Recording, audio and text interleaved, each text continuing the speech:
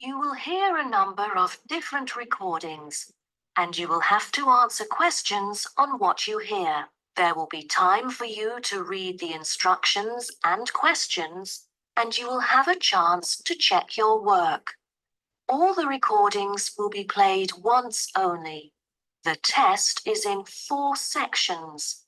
At the end of the test, you will be given 10 minutes to transfer your answers to an answer sheet. Now turn to Section 1. Section 1. You will hear a conversation between a printing company employee and a customer.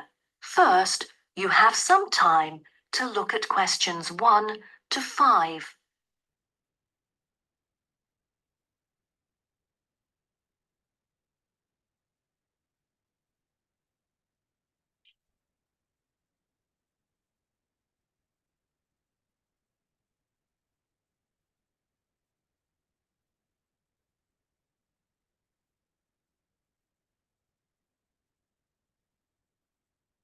You will see that there is an example which has been done for you. On this occasion only, the conversation relating to this will be played first. Good afternoon. Welcome to Matrix Printing. I'm John Smith. How can I help you? Good afternoon. I'm here to reprint a brochure for our hotel. There are some pages that need revising. The customer says the brochure sample needs revising. So, brochure has been written in the space. Now we shall begin. You should answer the questions as you listen, because you will not hear the recording a second time. Listen carefully and answer questions 1 to 5. Good afternoon. Welcome to Matrix Printing. I'm John Smith. How can I help you? Good afternoon. I'm here to reprint a brochure for our hotel. There are some pages that need revising. Sure. How may I address you? Oh, I'm Mary Jane from Central Hotel Chains. Nice to meet you. I've got samples of the previous version. I assume it is your company's advertising brochure. Yes. What exactly is the problem? Well, it was printed the year before, so some of the information is already out of date. There are also a couple of problems with the layout. Firstly, the letters of the address on the front page are far too small. It's hard to see when glancing at the cover. How big do you need it to be? Increase the letters by 3 font sizes. Just a minute. Let me take notes of your requirements. Okay. What else needs changing? The information regarding the pool should be deleted because it is currently under renovation and is not available. So, all of the relevant descriptions on page 2 should be removed? What do we replace it with? We can't just leave the whole page blank. Just fill it in with the introduction of our newly opened gym. I've included all the relevant information here in this flash drive. Let me check. I see. No problem then. What is also bothering us is that the description under the top photos on page 4 is incorrect. The word lounge needs to be replaced with reception. Fully noted. Is that all? No, there is more. Turn to page 5. We feel that showing merely the picture of our exterior and interior decoration does not fully represent the appeal of our hotel. On second thought, we've decided to use a picture with the view of the hotel. Do you have the original copy of the picture? Yes, it is also enclosed in the flash drive. Okay.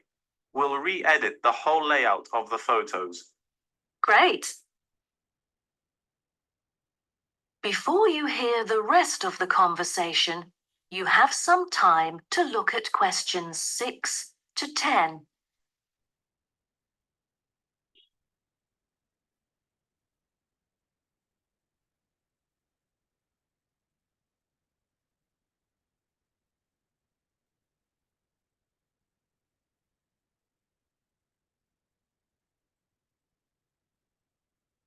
Now listen and answer questions 6 to 10. Let's turn to the next page. Yes. What's wrong with that? It seems perfectly fine to me. At first sight, it seems fine, but according to the feedback of the customers, the prices do not stand out. So we want to change the print from black to red to make it pop out.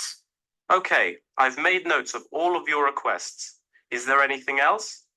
I appreciate it. Just one final request. Could you translate the whole brochure into Spanish? We have customers worldwide, you know, especially those from Latin countries. No problem. What about other languages, like Japanese, Chinese, or German? These are our most popular target languages. I have to ask the manager about the Chinese version. There's been a surging number of Chinese clients during recent years. However, we don't need German or Japanese translations, as we currently don't have many customers from those two countries. Sure. Just keep me updated. So, roughly, when can we get the revised print? We need it before the end of July. It's late June now. Roughly, it'll take 3 weeks to re-edit. So it will definitely be ready before the deadline. Great. To where shall we send the samples? The address is number 9 Green Drive, Clifton, NY 21300. How do you spell Clifton? CLIFFTON, Clifton. And the telephone number? It's 9030366602. Also, if you have any further questions, you can reach me through this number. Okay. That is the end of section 1. You now have half a minute to check your answers.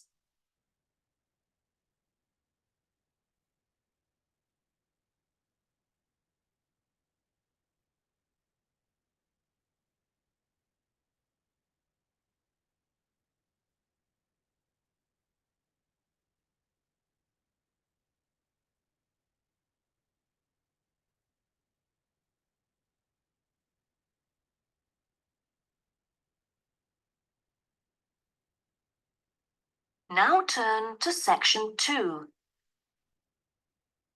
Section 2.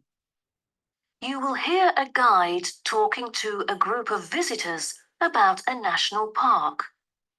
First, you have some time to look at questions 11 to 16.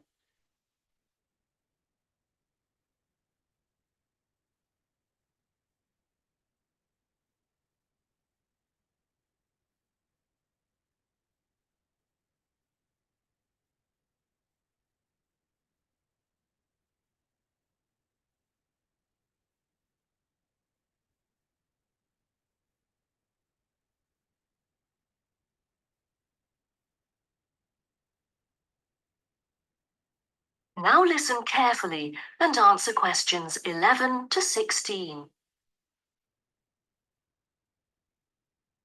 Welcome to Byron National Park. I am Jim Carson, your tour guide for the trip. First, I'd like to give you some basic information about the park. Covering 7,000 acres of land and spanning across 3 states, Byron National Park was established to protect the area's most spectacular scenic values. With unique geological features, natural history, and native plant and animal life, it is an ideal destination for recreation as well as research purposes. The park has a breathtaking waterfall connecting the longest river in the country, but it is most renowned for having the largest subtropical rainforest worldwide. There are many layers of tall, medium, and low vegetation growing with seasonal variations in the park. It is a place where the air seems green. Ardent hikers can find an awesome array of options here. Apart from the dense green rainforest, tourists can also hike along the mountain trail. Despite the stunning view, taking photos is not advised on the way up, I'm afraid, as one might get distracted, and the narrow trail by the sheer cliff is quite dangerous. When you reach the top of the mountain, there is nothing better than having a picnic under the trees with your family. Accompanied mostly by wildlife, walkers as well as cyclists may find the bush track a good choice for having a tranquil time to themselves. As your tour guide, I suggest that only expert hikers take the creek circuit, because its beautiful and inspiring scenery through the subtropical jungle is paralleled by its physical challenges. A list of transport is available within the park. Bicycles are a popular choice, as it is the most flexible way to get around. Electric trams are temporarily closed for maintenance. Boat trips down the river are an ideal way to spend a tranquil afternoon. Rest assured that transport within the park is covered in the bill. Extreme sports is another highlight of the park. There are, for adventurous grown-ups, especially those who are comfortable with having a racing heart, scary as it may sound, it is actually safe to participate in extreme sports under strict instructions and close supervision. Abseiling is available regardless of the weather. It is a fun way to overcome fear of heights, gain new skills, and get an adrenaline rush. Bungee jumping and paragliding are also available, except for during the summer. At this point, you might worry about meals here. Well, even though there is only one restaurant in the park at the moment, the variety of dishes is astonishing. There are 2 meals included in the price. Just get your meal ticket at the reception before dining. Also, there is no need to make reservations or worry about availability, since there are plenty of tables. Before you hear the rest of the talk, you have some time to look at questions 17 to 20.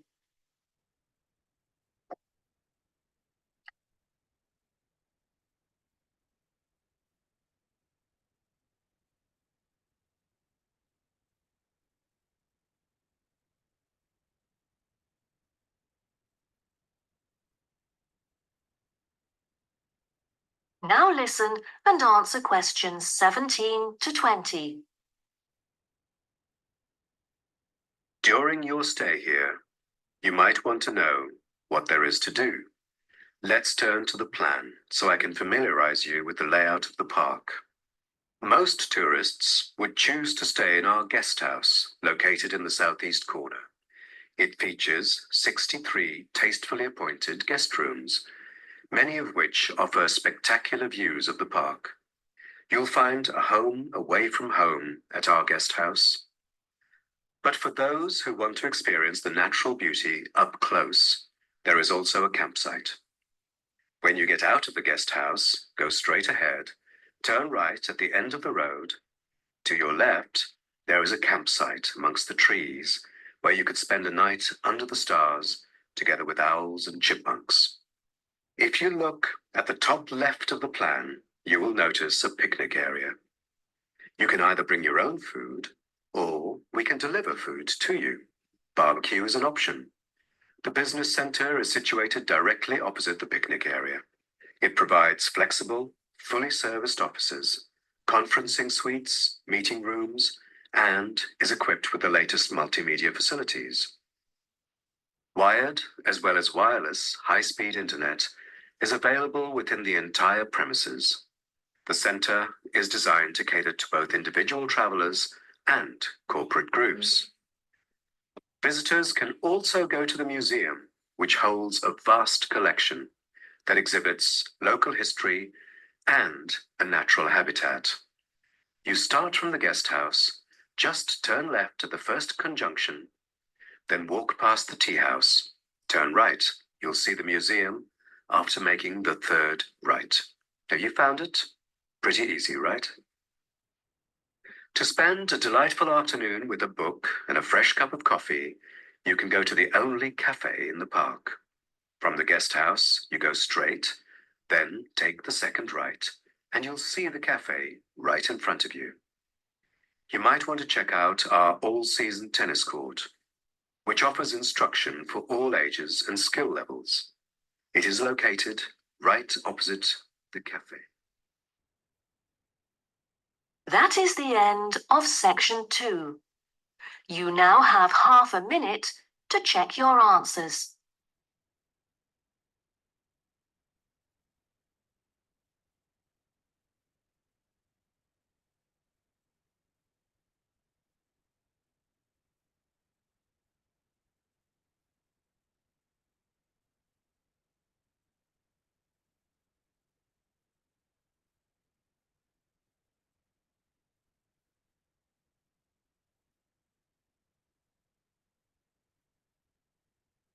Now turn to Section 3. Section 3.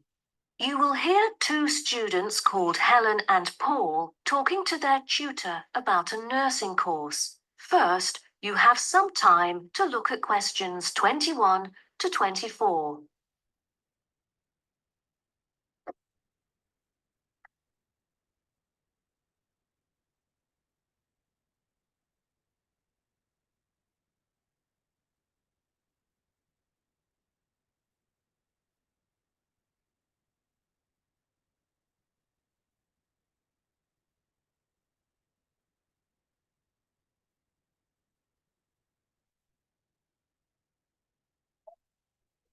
Now, listen carefully and answer questions 21 to 24.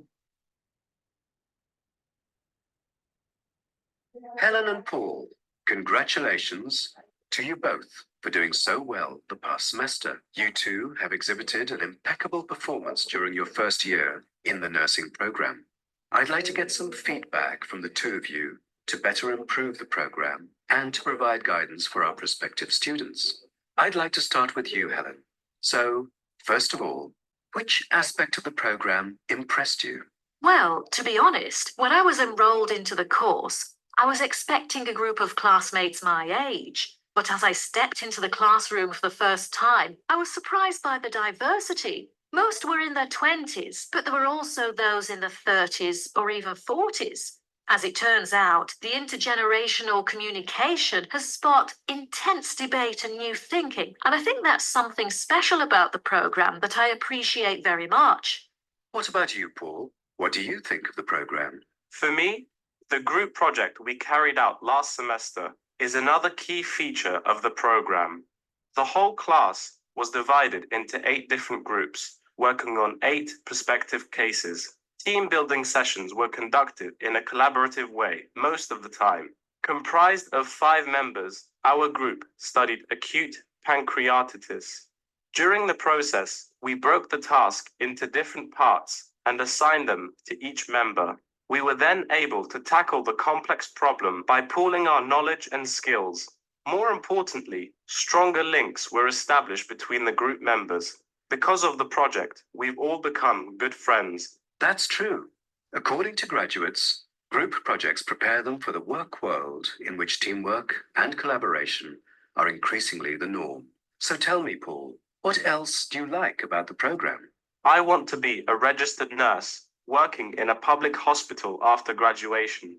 So the internship provided is a valuable opportunity for clinical practice in a supportive learning atmosphere. However, I was amazed by the amount of written assignments since I thought the course should have focused more on practice-oriented learning. Well, I have to disagree with you, Paul. The essays demonstrate your understanding of the course. For me, writing essays is a process that involves critical thinking, which challenges me to develop my points more thoroughly. I thus manage to gain a diversity of perspectives. The program is designed to deliver basic and advanced theoretical knowledge of core concepts, including healthcare systems concepts, together with practicum or clinical practice experience to bridge the classroom content to the practice setting. So, I'm afraid written work is unavoidable. Also this year, we've added a module of law. How do you feel about that? At first, we felt that learning law is kind of redundant and too time-consuming. After a few sessions, we realized that it is necessary in dealing with future medical disputes. Before you hear the rest of the talk, you have some time to look at questions 25 to 30.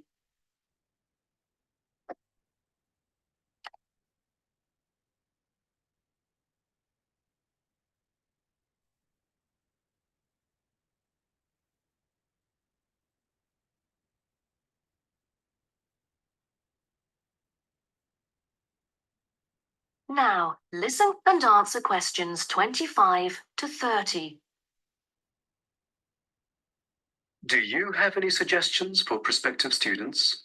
What bothers me most is handing in essays on time. I almost missed the deadline once because there were 3 essays due within the same week. So rationalizing your time is critical. Well, that's true. The lectures deliver so much useful information. I have poor memory, so I kept making notes and revisiting them on a regular basis. To my surprise, at the end of the semester, I have learnt the key concepts by heart. How was the research? I heard that it was quite challenging. How did you manage to overcome the difficulties? That's true. The majority of us had no clue how to carry out the research at first. Fortunately, when I was digging up reference materials at the library, I sought help from the librarian. She taught me about finding the appropriate resources and choosing the proper research methods. Have you checked out the online forum? Yes, it has become a habit for me to visit the forum regularly, in a sense. It extends classroom learning. It is where the students post academic problems that they come across and get support from the faculty members. Some of my classmates didn't do so well during the placement tests. I feel that background reading is necessary. Lastly, do you have anything to say to the freshmen? I was really ambitious at first, trying to get straight A's on my transcript. I made tons of notes and worked hard even on the optional assignments to get extra credit. I stressed myself out before having an emotional breakdown. After consulting my advisor, I found it important to set realistic goals. Don't push yourself too hard. It is wise to sort out your priorities. Thank you for coming here today and providing valuable feedback on the program. Have a great summer break.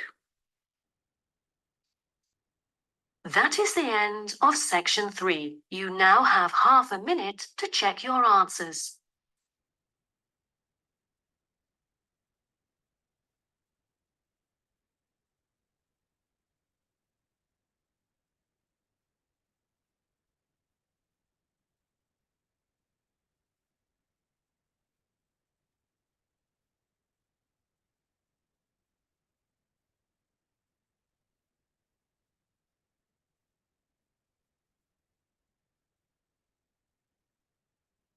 Now turn to section 4. Section 4. You will hear part of a lecture about African penguins. First, you have some time to look at questions 31 to 40.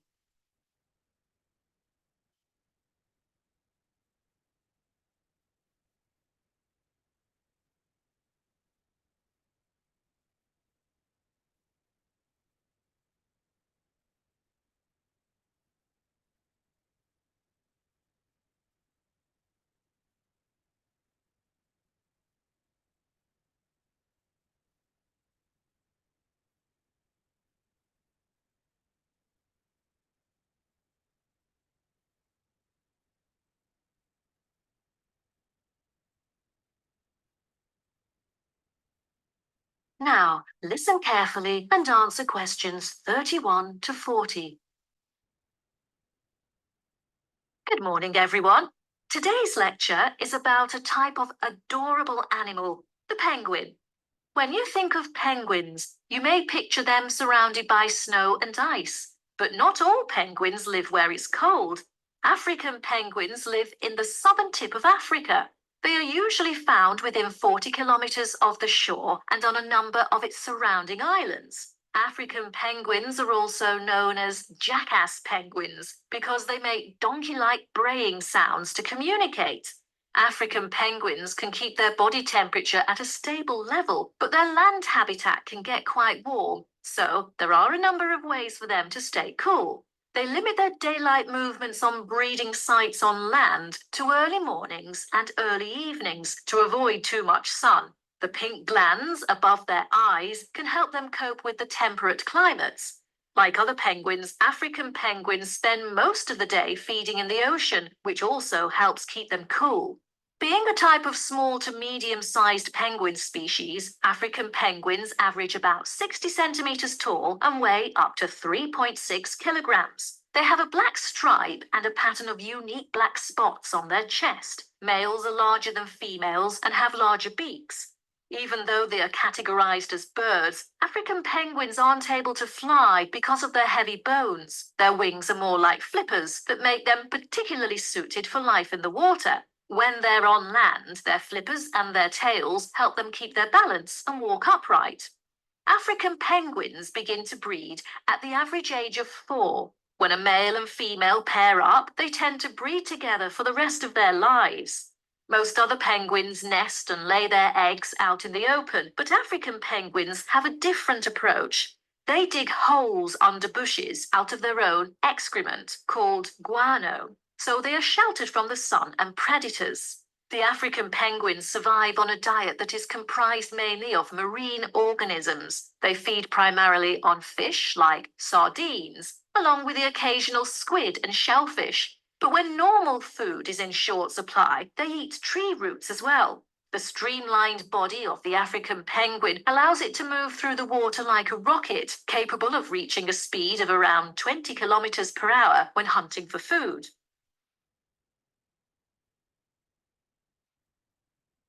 The African penguin's smaller size means that it has many predators both in the water and also on dry land.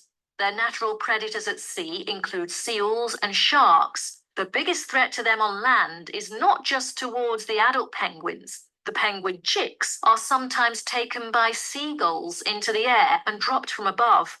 The seagulls could thus feed on them. At risk from predators, young penguins are protected for about 40 days after hatching by both parents. They will leave the colony when they are between 3 to 5 months old and will return a few years later. The entire surface of their body is densely covered with feathers, which fall off during the winter. This process is called molting and takes about 3 weeks to complete.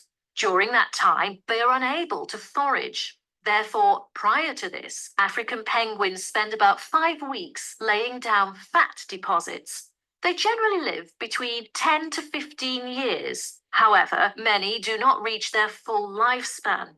Their population has drastically declined. Approximately 120,000 African penguins remain in the wild, and their population has decreased by 90% in the past 60 years. They are considered to be vulnerable and have been listed as being endangered.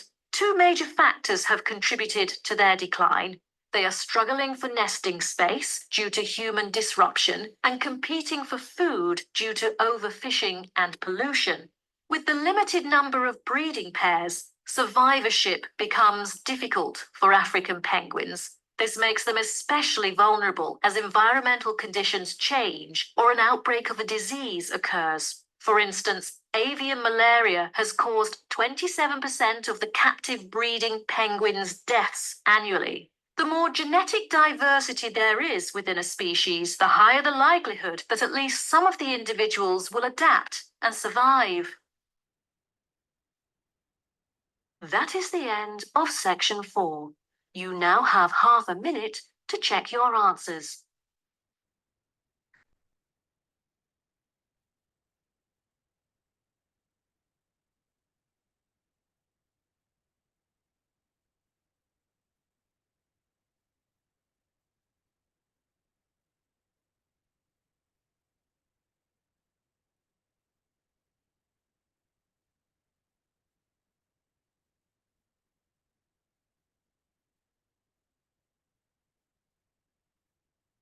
That is the end of the listening test.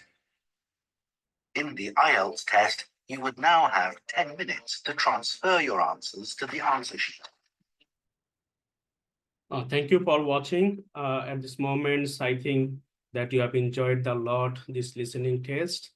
And during the listening, you have noted down, I think, the right answer and try to match with this answer script.